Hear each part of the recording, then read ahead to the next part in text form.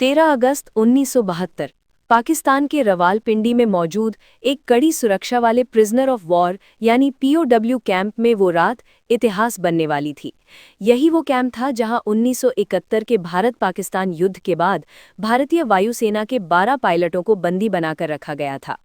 Camp की सुरक्षा इतनी सख्त थी कि कोई सोच भी नहीं सकता था कि यहां से कोई जिंदा बाहर निकल पाएगा।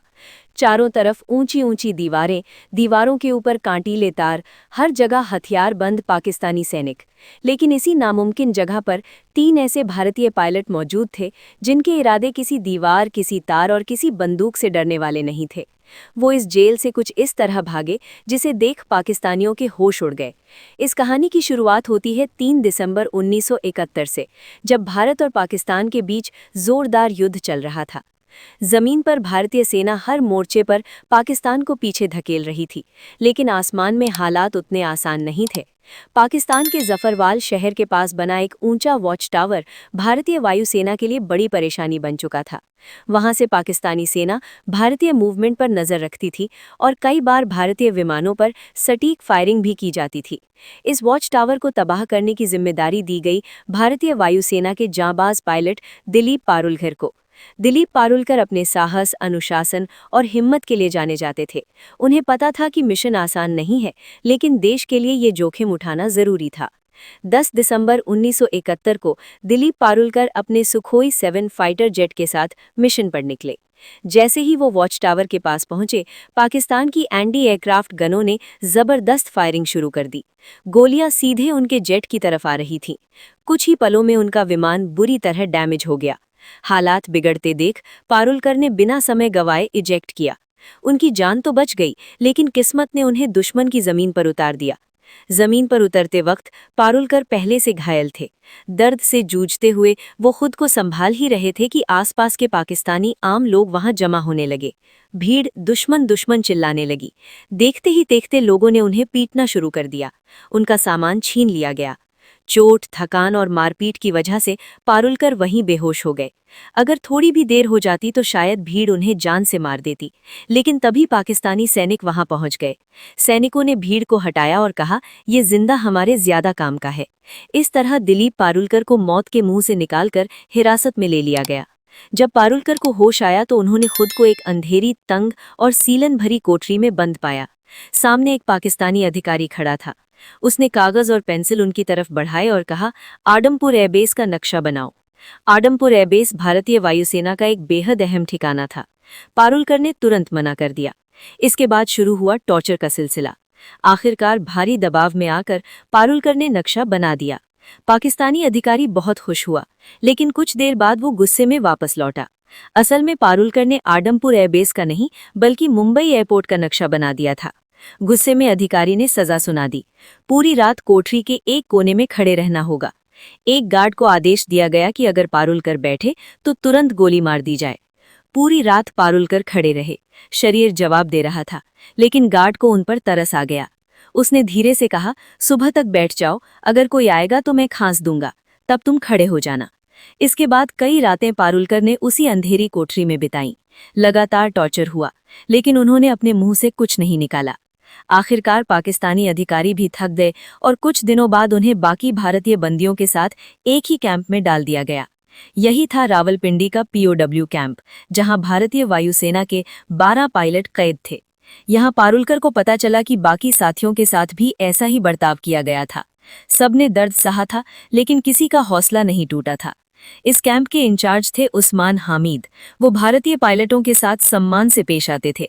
हालांकि कई पाकिस्तानी अधिकारियों को ये बात बिल्कुल पसंद नहीं थी। उसी उस्मान हामिद ने भारतीय पायलटों को एक कैसेट प्लेयर और एक एडलिस्ट दिया।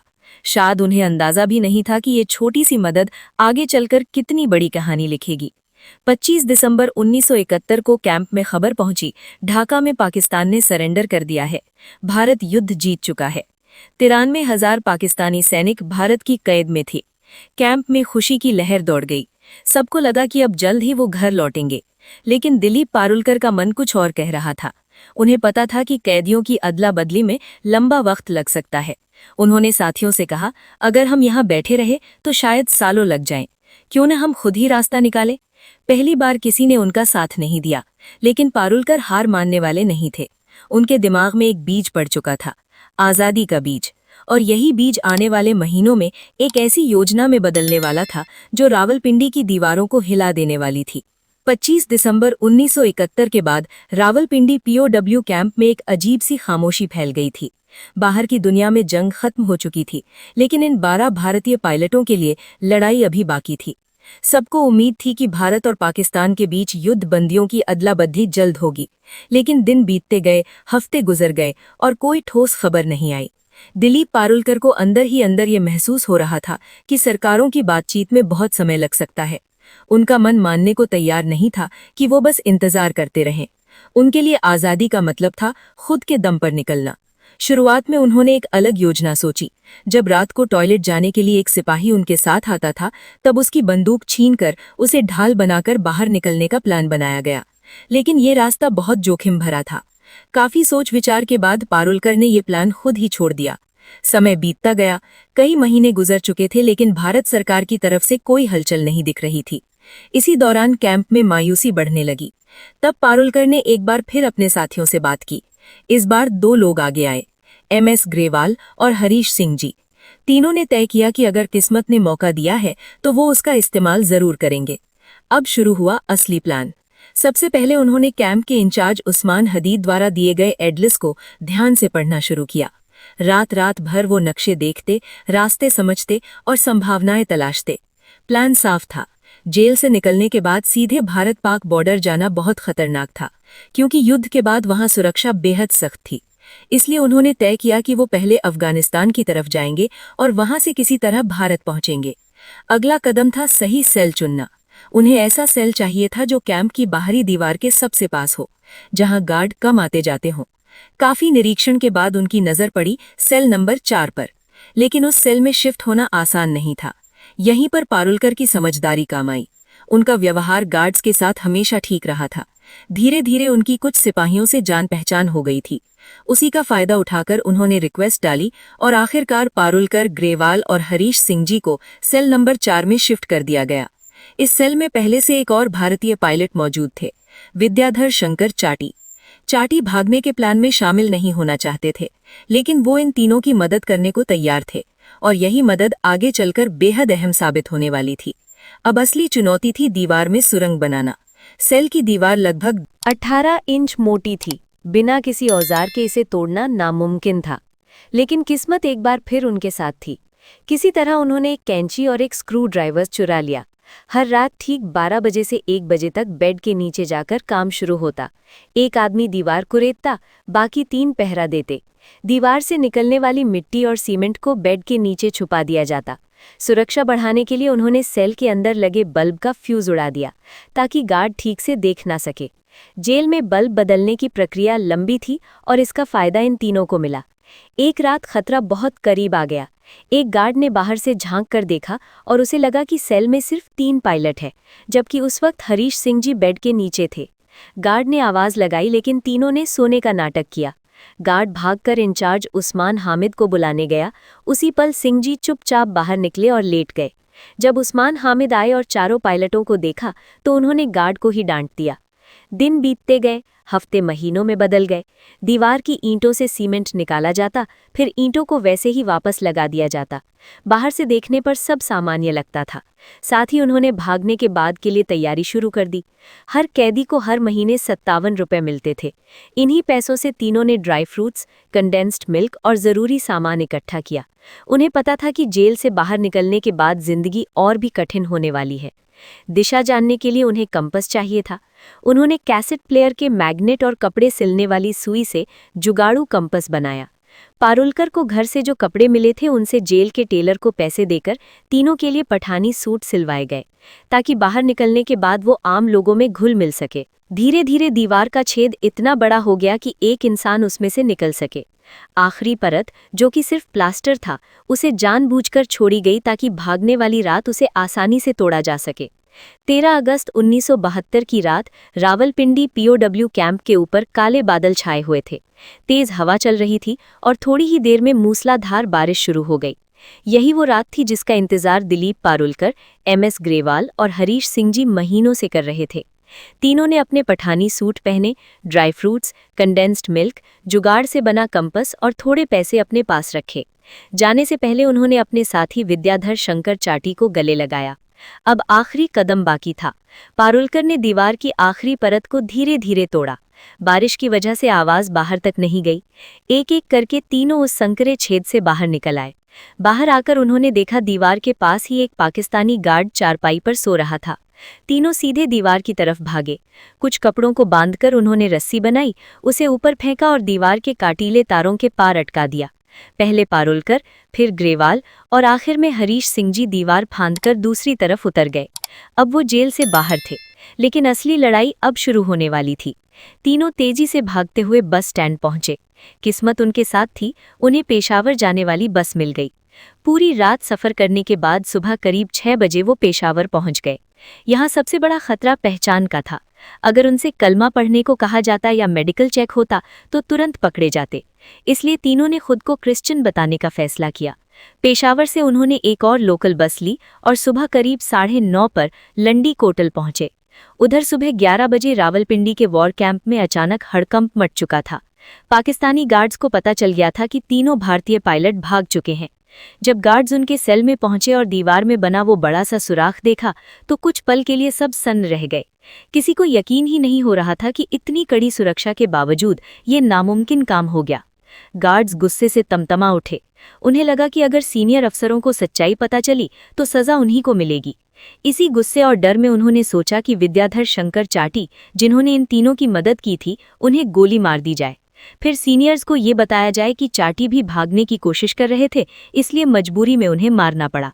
लेकिन सीनियर अफसरों को जल्दी ही साफ जानकारी मिल गई कि असल में कितने कैदी भागे हैं। इसी वजह से गार्ड्स चाटी को मारने की हिम्मत नहीं कर पाए। उधर जेल से दूर निकल चुके तीनों पायलटों के सामने अगली सबसे बड़ी चुनौती खड़ी थी। अब उन्हें अफगानिस्तान में दाखिल होने के लिए तोरखम बॉर्डर पार करना था, जो वहां से सिर्फ 5 किलोमीटर दूर था। दूरी कम थी, लेकिन सबसे बड़ी समस्या ये थी कि उन्हें रास्ता बिल्कुल नहीं पता था। उन्होंने अपने पास मौजूद एटलस में देखा कि तोरखम बॉर्डर के पास एक जगह दिखाई गई थी, लंडी खाना रेलवे स्टेशन। नक्शे के हिसाब से अगर वो वहां पहुंच जाते तो वहीं से होते हुए तोरखम बॉर्डर जाना आसान हो सकता था। लेकिन उन्हें ये नहीं पता था कि ये नक्शा बहुत पुराना था और लंडी खाना रेलवे स्टेशन 1932 में ही बंद हो चुका था। तीनों एक चाय की टपरी पर पहुंचे और वहां खड़े एक आदमी से पूछा, लंडी खाना कैसे जाएं? ये सुनते ही आसपास के लोग उन्हें घूरने लगे। तभी एक आदमी आगे आया और सख्त लहजे में पूछा, तुम कौन हो, कहाँ से आ रहे हो और कहाँ जा रहे हो? पारुलकर ने जवाब दिया, हम पाकिस्तानी एयरफोर्स के अफसर हैं, छुट्टी पर हैं और घूमने जा रहे हैं। दुर्भाग्य से वो आदमी तहसीलदार का क्लर्क था। उसे शक हो गया। उसने कहा, यहाँ इस नाम की कोई जगह नहीं है। भीड़ बढ़ने लगी। भीड़ ने ताना मारा, तुम तीनों बंगाली हो ना, अफगानिस्तान भाग रहे हो? ग्रेवाल ने हंसते हुए कहा, क्या हम आपको बंगाली लगते हैं? लेकिन शक और गहरा गया। तीनों को पकड़कर तहसीलदार के पास ले जाया गया। वहां भी उन्होंने खुद को पाकिस्तानी एयरफोर्स अफसर बताया, लेकिन तहसीलदार ने भरोसा नहीं किया। आखिरी दांव खेलते हुए पारुलकर ने कहा, हमने अपने वतन के लिए खून पसीना बहाया है। अगर आपको भरोसा नहीं है तो पाकिस्तानी एयरफोर्स के एलडीसी उस्मान हामिद से बात करवा दीजिए। पारुलकर को लगा था कि इससे वो बच जाएंगे, लेकिन यही बात उनकी सबसे बड़ी गलती बन गई। तहसीलदार ने तुरंत उस्मान हामिद को फोन किया और दिलीप से बात करवाई। दिलीप को बात करनी ही पड़ी। इसी पल उस्मान हामिद को समझ आ गया कि तीनों वही भारतीय पायलट हैं जो रावलपिंडी कैंप से भागे हैं। उस्मान हामिद ने तहसीलदार से फोन पर कहा, ये हमारे लोग हैं, जब तक हमारे सिपाही वहां नहीं पहुंचते इन्हें सुरक्षित रखा जाए। कुछ घंटों बाद पाकिस्तानी सैनिक आए और तीनों को दोबारा रावलपिंडी ले जाया गया। उन्हें 30 दिन की सॉलिटरी कन्फाइनमेंट की सजा दी गई। इसके बाद सभी भारतीय पायलटों को रावलपिंडी से हटाकर फैसला की जेल भेज दिया गया, जहां 500 से ज्यादा भारतीय पीओडब्ल्यू रखे गए थे। इसी दौरान भारत और पाकिस्तान के बीच युद्धबंदियों की अदला बदली पर बातचीत तेज हो गई। आखिरकार दिसंबर 1972 में पाकिस्तान के राष्ट्रपति जुल्फिकार अली भुट्टो ने सभी भारतीय युद्धबंदियों को रिहा करने का ऐलान कर दिया। जब ये भारतीय जवान वाघा बॉर्डर से भारत लौटे तो वहां इंसानों का सैलाब उमड़ पड़ा। हजारों लोग तिरंगे लेकर खड़े थे। नारों की गूंज थी। सैनिकों की आंखों में आंसू और चेहरे पर गर्व था। ये कहानी सिर्फ एक जेल से भागने की नहीं थी, ये कहानी थी हौसले की। ये कहानी थी उस जज्बे की जो सलाखों के पीछे भी आजाद रहना जानता है। और रावलपिंडी की वो दीवारें आज भी शायद याद करती होंगी कि कभी 3 भारतीय पायलट उन्हें चकमा देकर निकल गए थे। दोस्तों, अगर वीडियो पसंद आया हो तो वीडियो को एक लाइक जरूर करें और चैनल को भी सब्सक्राइब जरूर करें। हम ऐसे ही वीडियो हर हफ्ते लाते रहेंगे। तब तक के लिए जय हिंद।